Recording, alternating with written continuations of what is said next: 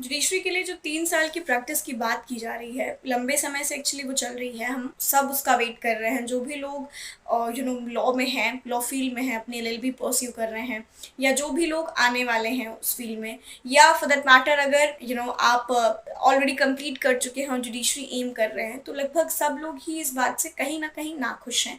कहीं ना कहीं एक दिक्कत का सामना कर रहे हैं बहुत सारे लोग। लेकिन मुझे पर्सनली ऐसा फील होता है, और ये इन एट लार्ज भी अगर आप देखेंगे तो आपको न्यूज़ और बाकी सब माध्यम से समझ में आएगा कि इससे सबसे ज़्यादा जो अफेक्ट हो रहा वर्ग है वो दरअसल महिला है। मतलब सबसे ज़्यादा affected section basically is the women section. मैं ऐसा क्यों बात कर रही हूँ, क्योंकि आमतौर पर देखा जाए तो शायद सभी अफेक्ट हो रहे हैं, but precisely being a female, being a women, and that too a women who belongs to law field, who is in law field basically, मैं शायद इस चीज़ को पर्सनली भी रिलेट कर सकती हूँ। मैं वुमेन, लॉ फील्ड और ये सब बात क्यों कर रही हूँ, because recently he 3 year practice पे एक बेंच बैठी थे डिस्कशन के लिए, जिस बेंच में हमारी महिला जज जस्टिस पीवी नागरत्ना भी थी, जिन्होंने बेसिकली कुछ रिमार्क दिए। वो रिमार्क दरअसल पॉजिटिव नहीं थे, नेगेटिव नहीं थे। मैं ये नहीं बोलूँगी कि वो नेगेटिव थे, लेकिन शायद वो पॉजिटिव भी नहीं थे।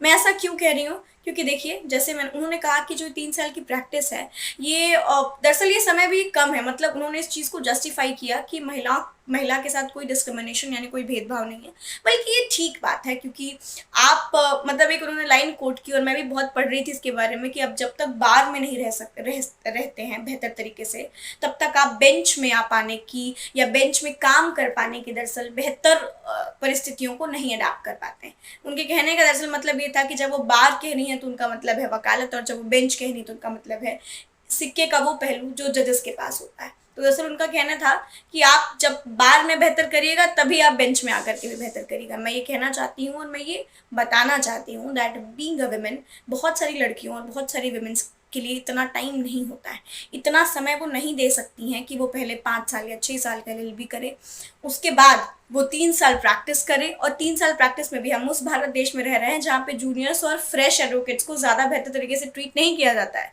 जहाँ पे शायद आपको वो 1.5 से 2 साल सिर्फ फाइल उठवाने में पार करवा देते हैं। तो वो आपको काम क्या सिखाएंगे, और जब आपको काम नहीं सिखाएंगे, जब आप अपने आप को रिप्रेजेंट नहीं कर पाएंगे कोर्ट ऑफ लॉ में किसी भी केस के बिहाफ में, तो आप कैसे अपना नाम किसी लिस्ट में डलवा पाएंगे, और कहाँ से आप अपनी प्रैक्टिस को काउंट करेंगे। कहने का मतलब ये है कि आप जब उस बेंच पे बैठ करके वो बात कर रहे हैं तो शायद ये बोलने में ठीक लग रहा है, और शायद आप भी उस संघर्ष से गुजरी होंगी, मैं ये नहीं कह रही।